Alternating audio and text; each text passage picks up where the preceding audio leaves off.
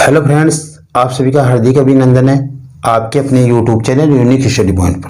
मैं हूं सुरेंद्र कुमार काला और आज की क्लास में जो हम क्वेश्चन लेकर आए हैं वो हीरे से संबंधित क्वेश्चन। कि व्यापारी जब हीरा उसके पास पूरा होता है तो उसको यदि वो बेचे, जो कीमत मिलती है उसके बजाय यदि हीरा कई भागों में टूट जाए और तब उस हीरे को बेचे तो उसको जो कीमत मिलती है पहले वाली कीमत के बजाय उसे कितना नुकसान होता है, उस प्रकार के क्वेश्चन हम करने वाले हैं। पहले के एग्जाम में ये क्वेश्चन आए हुए हैं और आगे भी आने की काफ़ी संभावनाएं बनती हैं, तो ऐसे क्वेश्चन हम करने जा रहे हैं। ये वीडियो आप शुरू से लेकर अंत तक पूरा देखिए। उसके बाद में यदि आपको ये वीडियो पसंद आए तो आप इसे शेयर कीजिए, लाइक कीजिए और सब्सक्राइब कीजिए और अपने साथियों से भी करवाइए। आपका सहयोग हमारे लिए बहुमूल्य है, जिसकी हम कोई भी कीमत नहीं आंक सकते, इसलिए आप हमारा सहयोग कीजिए और हम आपकी सब्जेक्ट से संबंधित समस्या के लिए एनी टाइम तैयार है। आप हमारे पास शेयर कीजिए अपनी समस्या सब्जेक्ट से संबंधित, हम उसका समाधान 100% करने की कोशिश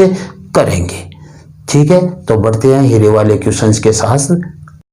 पहला क्वेश्चन है कि एक हीरा है जिसका मूल्य उसके भार के वर्ग के समानुपाती है। हीरा 3 भागों में टूट जाता है। टूटे हुए भागों का जो अनुपात है वो आपका 2:3:5। हीरे का जो सबसे बड़ा भाग है और उसका मूल्य और जो मध्य भाग है उसका मूल्य उसका अंतर है 64,000 रुपये। तो व्यापारी को ये हीरा बेचने में कितने परसेंटेज हानि हुई, कितनी हानि हुई है ज्ञात करना है। तो देखो, ये मानो एक हीरा है जिसको क्या हुआ, व्यापारी बेच रहा है। ठीक है, यहां पे ले लेता हूं नीचे। ये कितने भागों में टूट गया, 3 भागों में टूट गया हीरा। क्या 2:3:5 में विभक्त हो गया, ये टूट गया। टूटे हुए भाग, ठीक है, उनका जो अनुपात है यह टूटे हुए भागों का अनुपात हीरे का ही है। तो हीरे का कुल भार क्या होगा, देखो कुल भार यही होगा, यहाँ से 2 + 3 5 + 5 10। तो ये कितने हो गए, हीरा कितना था, 10 ग्राम का था। ये ध्यान देना, हीरा 10 ग्राम का था। तो हीरे का मूल्य कितना होना चाहिए, हीरा है उसके भार के वर्ग के समानुपाती है मूल्य। तो इसका भार कितना 10 है और इसका वर्ग कितना हो जाएगा, 10 का वर्ग 100। माने ये 100 है, रुपए हो सकते हैं, लाख में हो सकते हैं, ये करोड़ में हो सकते हैं। 100 आपने ऐसे मानकर चलो, 100 है इसकी हमारे पास। अब देखो यहाँ पे हम बात करें इसका, तो इसका मूल्य क्या हो जाएगा। यहाँ पे देखो इनका मूल्य ज्ञात करेंगे हम, इनका मूल्य ज्ञात करेंगे तो हमारे पास क्या होगा, टूटे हुए भागों का। इसका वर्ग करेंगे तो ये क्या हो जाएगा, 4 हो जाएगा। 2 का वर्ग 4 हो जाएगा और 3 का वर्ग कितना हो जाएगा, 9 हो जाएगा और 5 का वर्ग कितना हो जाएगा, 25 हो जाएगा। तो यहाँ पे इन टुकड़ों का मूल्य कितना हो जाएगा, 4, 9 और 25 टूटे हुए भागों का, और इसका कुल मूल्य कितना था, 100 था। अब ये क्वेश्चन बोल रहा है कि जो हीरे का सबसे बड़ा भाग है उसका मूल्य और जो मध्य भाग है उसका मूल्य का अंतर कितना है, 64,000 रुपये। कितना है, 64,000 रुपये है। तो देखो पहले तो क्वेश्चन को समझो, यदि हम हीरे का कुल मूल्य ज्ञात करें टूटे हुए का, फिर क्या होगा, देखो इन सब को जोड़ेंगे, 9 3 13 और 25 38 हो जाएंगे। लेकिन हमें यह नहीं दिया, हमने तो इनका अंतर दिया है। क्या दिया, अंतर। तो यहां पे मैं करता हूं, सबसे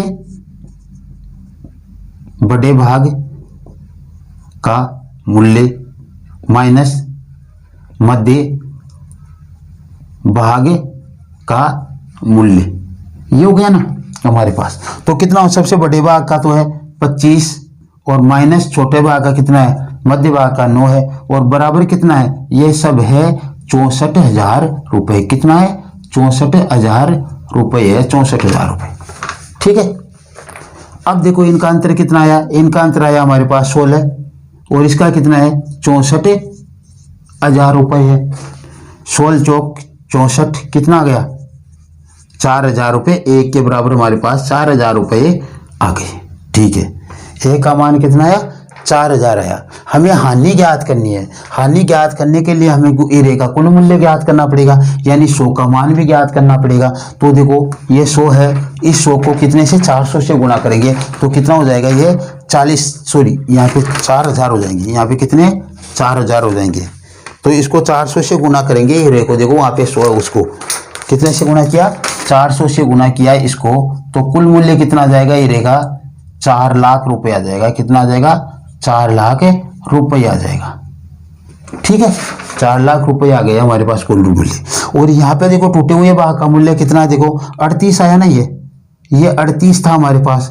38 को हम कितने से गुणा करेंगे, 400 से गुणा करेंगे तो कितने हो जाएंगे, देखो 4000 से गुणा करेंगे तो 4 8 32 और 12 और 3 15, कितना आ गया, 1,52,000। कितना आया, 1,52,000। टूटने के बाद जो हीरा बिका, देखो इन सभी का टोटल कितना आ गया, 38 आ गया हमारे पास। 38 को जब 4 से गुणा करेंगे इससे तो ये हो गया 1,52,000, ये हमारे पास है। जबकि कुल था 100 मूल्य इसका, उसको हमने इस 4,000 से गुणा किया तो क्या आ गया हमारे पास, 4 लाख रुपए आ गए। तो पहले हीरे का मूल्य जो सही हीरा था उसका मूल्य कितना था हमारे पास, 4 लाख रुपए थे। अब हीरे का मूल्य कितना है टूटने के बाद में, 1,52,000। नुकसान कितना हुआ, तो व्यापारी का नुकसान क्या हुआ, व्यापारी का नुकसान, इधर लिख देता हूं मैं, ये सबकी सफाई करके यहां पे लिखूंगा व्यापारी का नुकसान।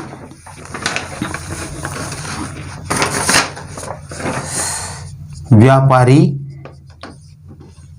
का नुकसान या हानि, व्यापारी को हानि या नुकसान कितने हो जाएगी, देखो 4 लाख में से आप क्या करोगे, 1,52,000 को घटा दोगे। 4 लाख में से 1,52,000 को घटाओगे तो कितने बचाएंगे, देखो 3 जीरो तो आपके ऐसे कैसे आ जाएंगे, 10 में से 2 गए 8 और 9 में से 5 गए 4 और 3 में से 1 गए 2, 2,48,000 का उससे क्या हो गया, घाटा हो गया 2,48,000 का। व्यापारी को क्या हुआ, ये हीरा टूटने के कारण क्या हुआ, 2,48,000 का नुकसान हो गया व्यापारी को हीरा टूटने से, 2,48,000 का नुकसान हुआ व्यापारी को हीरा टूट जाने से। ठीक है, अब देखो हम दूसरा क्वेश्चन करते हैं इसी में।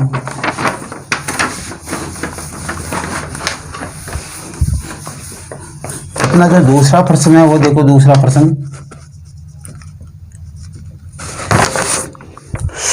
एक हीरा है जिसका मूल्य उसके भार के घन के समानुपाती है। किसके, भार के घन के समानुपाती है। और वो हीरा 3 भागों में टूट जाता है। टूटे हुए भागों का अनुपात क्या है, 1:3:5। हीरे के सबसे बड़े भाग और सबसे छोटे भाग के मूल्यों का अंतर है जो है 3,72,000 रुपये। तो हीरे के मध्य भाग का मूल्य ज्ञात करना है। क्या करना है, मध्य भाग का मूल्य ज्ञात करना है। तो ये अपने पास वो हीरा है, ये लो हमने हीरा ले लिया, ये 3 भागों में ये भी टूट गया, ये तोड़ दिया इसको भी 3 भागों में। ठीक है, तो क्या हुआ, 1:3:5 है। ठीक है, इनको जोड़ेंगे, ये तो क्या है, टूटे भाग, टूटे हुए भाग है उनका अनुपात। तो इसका कुल भार कितना हो जाएगा, देखो 8 और 1 9 ग्राम का था मान लो हीरा, तो इसका मूल्य कितना हो जाएगा, मूल्य इसके घन के समानुपाती होगा। तो अनुपाती क्या हो जाएगा, मूल्य बराबर 9 का क्यूब यानी 729। क्या हो गया, 729 हो गया मूल्य इसका, 9 का क्यूब होगा ना तो 729 रुपये हो गए। अब देखो क्या कह रहा है ये, यहाँ पे इसका मूल्य हम निकालेंगे इस इन वाले भागों का, तो क्या मूल्य आएगा, मूल्य आएगा, इनका घन करना है, 3 का घन करेंगे तो 1 आएगा, 1 का घन, 3 का 27 आएगा और 5 का 25 आ जाएगा, 5 का 125 आ जाएगा। क्यों, देखो इसके ऊपर घा 3 लगाएंगे तो 3 1 आएगा, 3 पर घा 3 लगती है तो 27 आएगा और 5 पे घा 3 लगाएंगे तो 125 उसका मान आएगा। अब कह रहा है पहले भाग और अंतिम भाग के मूल्यों का अंतर कितना है, 3,72,000 रुपये है। तो मध्य भाग का हमें मान ज्ञात करना है। तो ठीक है, देखो यह हमें निकालना ही नहीं था इसमें, दरअसल यहाँ से काम चल जाएगा अपना। क्या कह रहा है, देखो सबसे बड़ा भाग, सबसे बड़े भाग का मूल्य माइनस सबसे छोटे भाग का मूल्य, ये सबसे छोटे भाग का मूल्य, तो सबसे बड़ा भाग तो क्या है 125 है, उसमें से क्या घटाओगे आप 1 घटाओगे सबसे छोटा भाग, और इसका कितना दिया अंतर 3,72,000 रुपये में इसका अंतर दिया। ये क्या आ गया 124 आ गया और इधर आ गया 3,72,000। क्यों, और देखो ये 3 बार कट जाएगा इसे, तो कितना गया आपके पास 3,000 रुपये गए, एक का मान कितना गया 3,000 रुपये। और हमें पूछा किसका है मध्य भाग का 27, तो 27 का मान क्या आ जाएगा हमारे पास 3,000 गुणा 27, 27 81, 81,000 रुपये।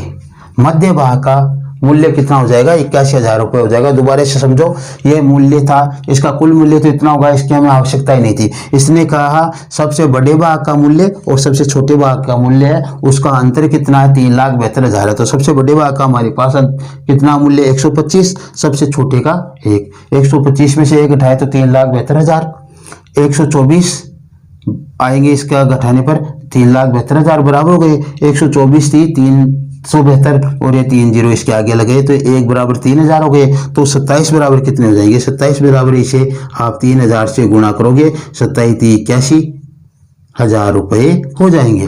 तो मध्य भाग का जो मूल्य था वो 81,000 रुपये था। आज की वीडियो में इतना ही।